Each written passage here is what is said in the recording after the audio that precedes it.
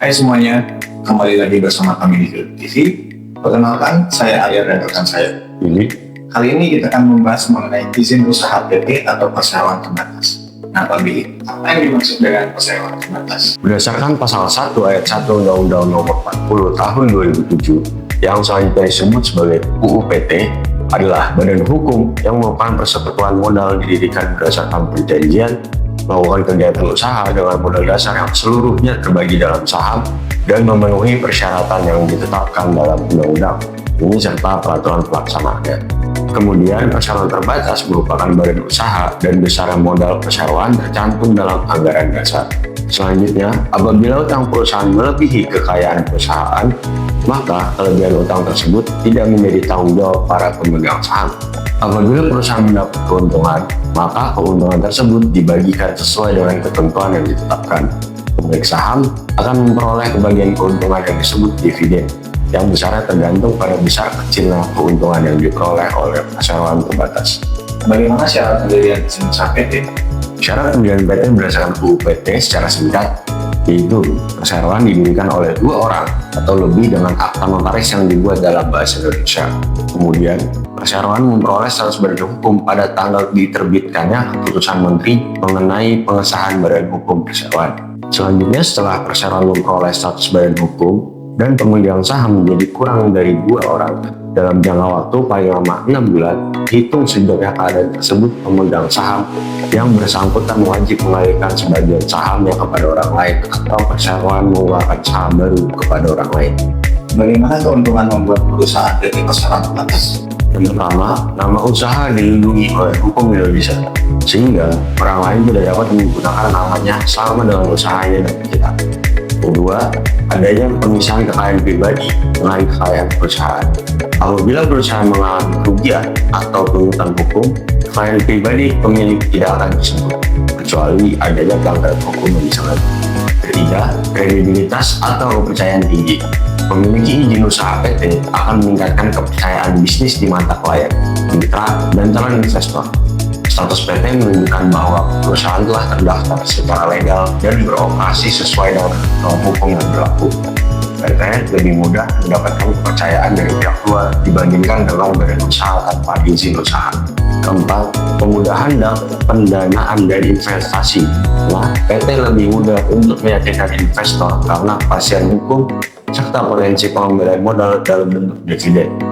Kelima, akses dapat ikut tender dan proyek besar. PT memiliki kelebihan dalam akses tender besar, proyek pemerintah atau kontrak dengan perusahaan besar. Proyek besar kebanyakan mengharuskan badan hukum resmi seperti PT. Keenam, menciptakan lapangan kerja. Pengembangan bisnis PT akan menciptakan kebutuhan akan tenaga kerja sehingga berkontribusi dalam mengurangi pengangguran dan meningkatkan perekonomian. 7. Memberikan kontribusi sosial atau CSR. PT memiliki tujuan untuk memberikan dampak positif bagi masyarakat dan lingkungan melalui program Corporate Social Responsibility atau CSR. Bagaimana dengan pajak bagi pengusaha yang mendirikan PT atau perseroan terbatas? Pajak terbagi menjadi 2 jenis, yaitu pajak PKP dan non-PKP. PKP adalah singkatan dari pengusaha kena pajak, yaitu pengusaha yang melakukan kegiatan usaha di mana mereka telah memenuhi syarat dan kriteria untuk dikukuhkan sebagai seorang pengusaha kena pajak atau PKP. Kriteria PKP atau pengusaha kena pajak yang pertama, omset penjualan barang dan atau jasa kena pajak lebih 4,8 miliar dalam 1 tahun pajak. Kedua, pengusaha yang dengan sukarela memilih untuk dikukuhkan sebagai PKP meskipun omsetnya belum mencapai 4,8 miliar, pengusaha yang bergerak di bidang ekspor barang dan atau jasa kena pajak. Selanjutnya, kewajiban PKP atau pengusaha kena pajak. Yang pertama, memungut PPN. Pajak yang dikenakan atas konsumsi barang dan jasa di dalam negeri atas setiap penyerahan barang kena pajak BKP atau jasa kena pajak BKP. 2. Melaporkan serta menyetorkan PPN yang telah dipungut ke kas negara. Ketiga, mengirimkan surat pemberitahuan SPT masa PPN setiap bulan. Lalu bagaimana dengan yang non-PKP? Selanjutnya ada non-PKP. Pengusaha yang belum dikukuhkan menjadi pengusaha kena pajak atau non-PKP merupakan badan usaha yang belum dikukuhkan sebagai PKP karena badan usaha tersebut belum memenuhi syarat dan kriteria sebagai orang PKP. Kemudian ada kriteria non-PKP. Yang pertama, pengusaha atau perusahaan yang memiliki omset di bawah 4,8 miliar per tahun tidak wajib memungut PPN atas penyerahan barang atau jasa. Ketiga, tidak dapat menerbitkan faktur pajak. Keempat, tetap memiliki kewajiban perpajakan lainnya seperti PPh. Bagaimana perbedaan utama antara perusahaan PKP dan non-PKP? Yang pertama, kewajiban memungut PPN. PKP wajib memungut PPN sebesar 10% atau tarif yang berlaku dari nilai penjualan BKP atau JKP. Kalau non-PKP, tidak memiliki kewajiban memungut PPN.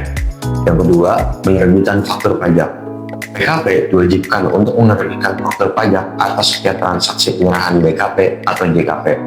Kalau non-PKP, tidak menerbitkan faktur pajak. Ketiga, pelaporan pajak. Mereka yang terdaftar PKP memiliki kewajiban untuk melaporkan SPT masa PPN setiap bulannya. Kalau non-PKP, tidak memiliki kewajiban melaporkan SPT masa PPN. Keempat, pengkreditan pajak masukan. PKP dapat mengkreditkan pajak masukan atas pembelian BKP atau JKP dari PKP lain. Kalau non-PKP juga dapat mengkreditkan pajak masukan. Yang kelima, administrasi perpajakan. PKP memiliki kewajiban administrasi yang lebih kompleks termasuk pembukuan khusus PPN. Non-PKP, administrasi perpajakan yang lebih sederhana. Luar biasa, terima kasih banyak Pak Billy atas penjelasannya. Jadi, dapat disimpulkan bahwa keuntungan dari adanya perpajakan ini adalah satu, dapat mengkreditkan pajak masukan sehingga berpotensi mengurangi beban pajak. Yang kedua, meningkatkan kepercayaan mitra bisnis, terutama yang juga berstatus PKP.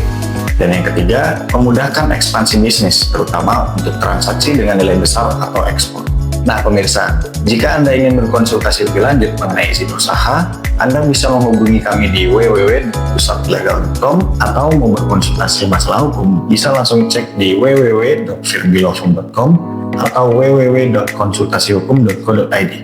Sekian dan terima kasih.